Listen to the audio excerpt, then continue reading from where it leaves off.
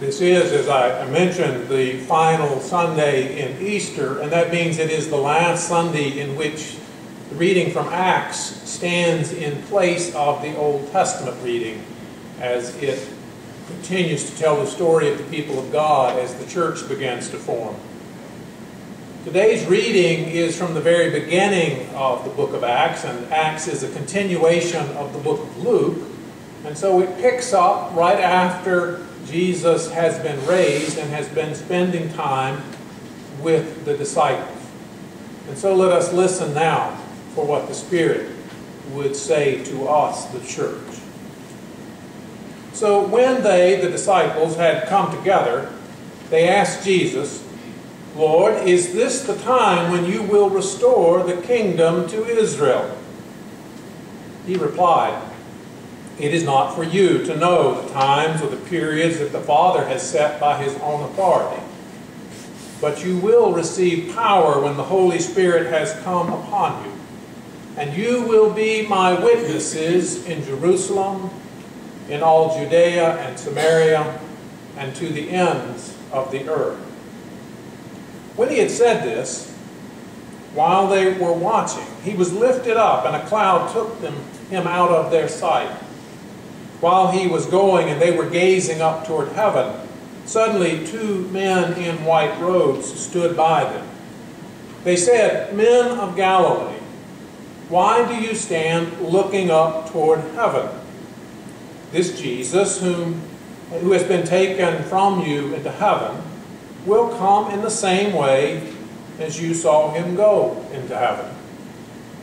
Then they returned to Jerusalem from the mount called Olivet, which is near Jerusalem, a Sabbath day's journey away. When they had entered the city, they went to the room upstairs where they were staying. Peter and John and James and Andrew, Philip and Thomas, Bartholomew and Matthew, James son of Alphaeus, and Simon the Zealot, and Judas son of James. All these were constantly devoting themselves to prayer, together with certain women, including Mary, the mother of Jesus, as well as his brothers. The word of the Lord. Thanks be to God.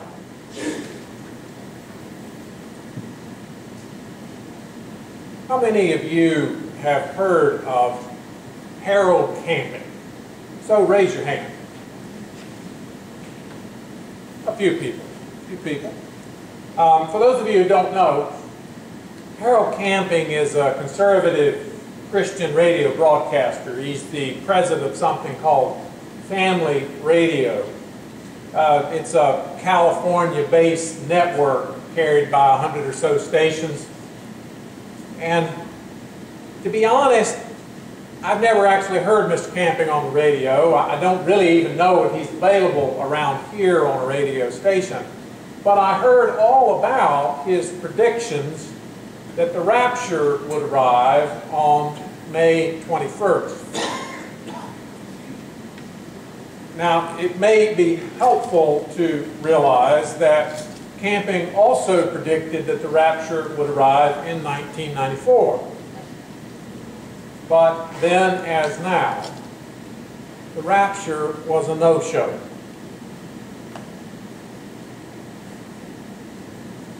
I asked for hands of those of you who knew Camping, and some of you did. Let me try someone else.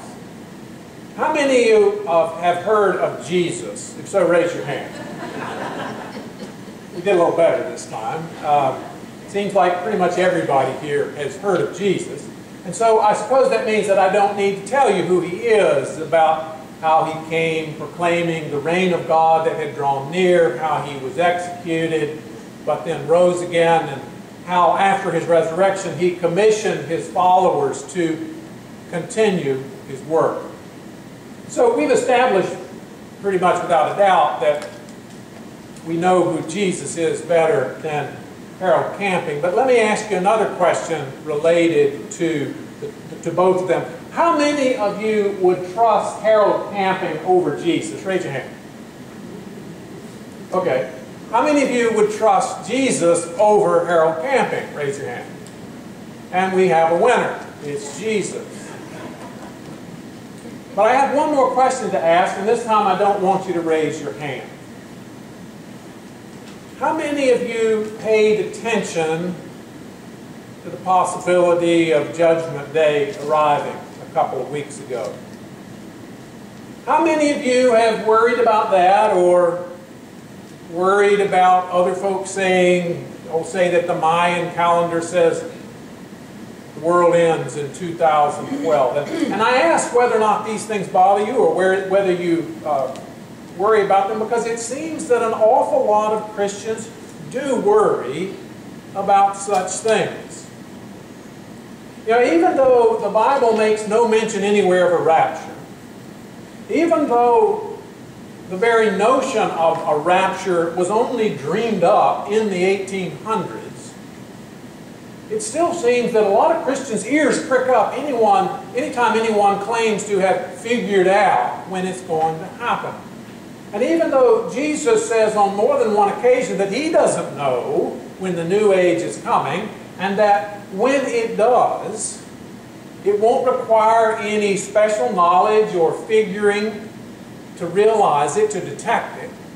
Its coming will be as obvious as the arrival of spring or summer. Still, many Christians seem unable to stop speculating about such things. Over and over, Christians often act like they trust the teachings of the latest end-of-the-world crackpot over the clear teachings of Jesus. Now, certainly, natural human curiosity plays its part in this, as well as the hope of the faithful that God will one day redeem and restore all of creation. After all, Jesus teaches us to pray for that coming day when God's will is done here on earth as it is now in heaven. And so it makes sense that Christians would keep an eye cast towards the horizon of the future. And I have some sympathy for those who had placed trust in the arrival of the rapture on May 21st. They were wanting God to do something dramatic, something decisive. And in a world that is filled with hurt and pain and suffering and brokenness, what person of faith has not at times hoped for God to intervene, to do something grand and in one fell swoop change everything? In our reading from Acts, those disciples have been witnesses to just such a thing, to the resurrection. And they've been spending time with the risen Jesus following that Easter Sunday.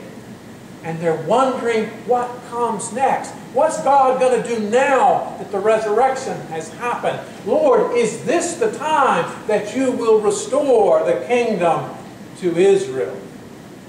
Not quite the rapture, but it is the hope that God will do something grand that will decisively change the shape of life on earth. But the decisive change that Jesus tells them to get ready for is something that will transform the community of believers.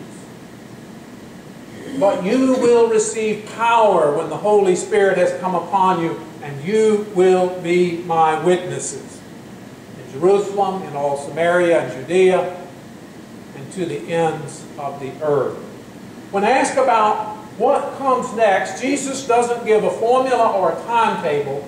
Instead, his focus is here, on what we do here and now to make God's coming kingdom known. Now, I've said this before, but it bears repeating.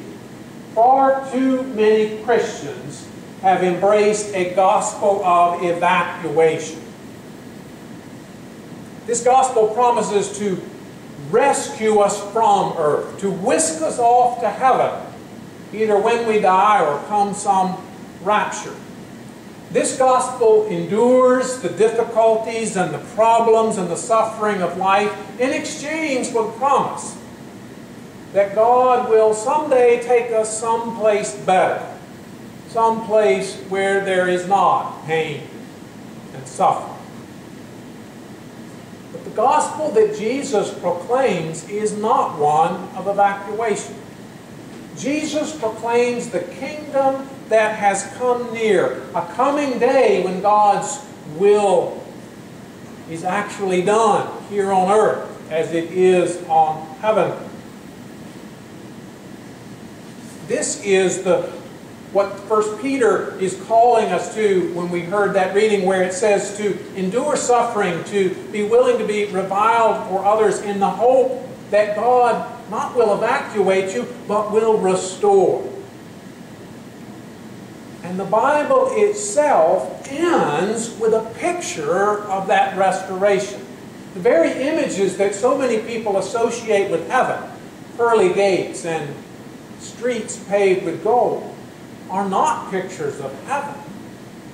They are images used to describe a new earth, a new Jerusalem that has come down here to earth. In these images, it is earth that is transformed, and even heaven itself is transformed as it comes here to us.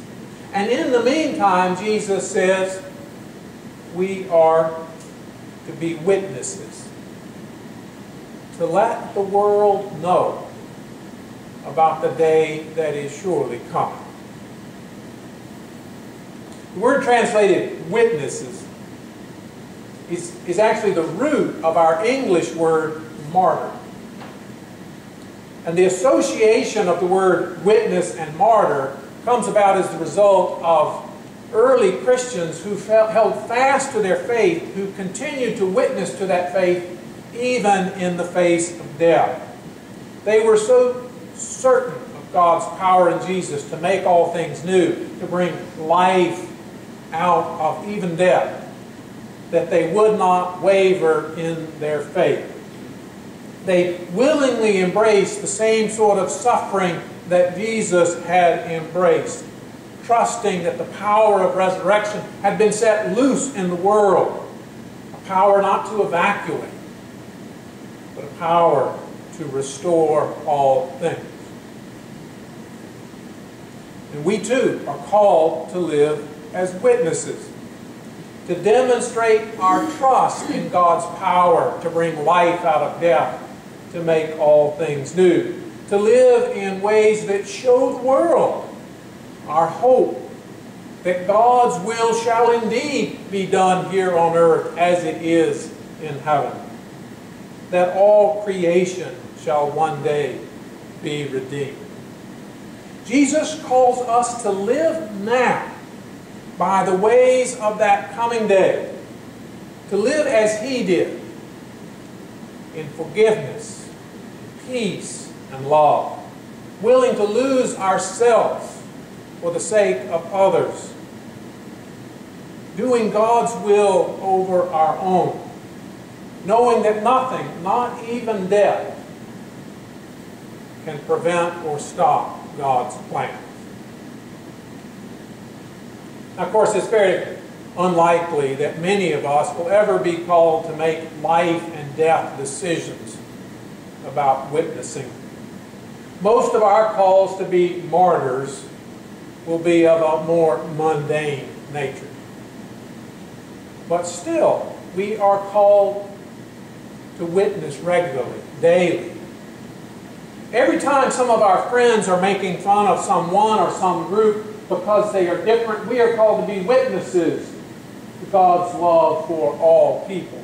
Every time we are discussing politics, we are called to witness to God's special concern for the weak and the vulnerable, to witness to Jesus' call to love neighbor and to love enemy, to be willing to lose ourselves, our privileges and our advantages for the sake of God's coming reign.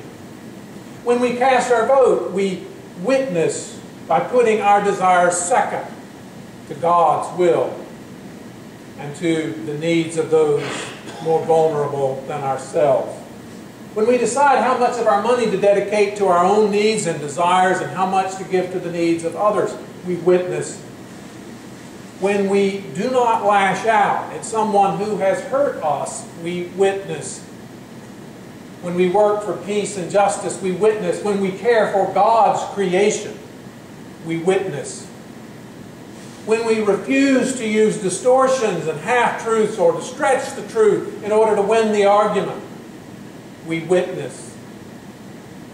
And especially when we swim against the current of popular opinion, challenging the consumerist, me-first attitude so popular in our culture, we witness to the way of Christ, declaring by our daily acts that we have glimpsed a new day, a day of peace and forgiveness and healing and hope and possibility for all. Harold Camping has already revised his predictions on the rapture. The rapture is now rescheduled for October 21st. Is that right, Jesus? Is this the time? But Jesus says, it is not for you to know times or the periods that the Father has set by His own authority. But you will receive power when the Holy Spirit has come upon you. And you will be my witnesses. That's you. You and you and you and me and you and you and every single one of us here called to be witnesses. Jesus promises to come to us and empower us by the Spirit in order that our lives, our daily living, might proclaim to the world the hope of something new, the hope of a better day. Thanks be to God.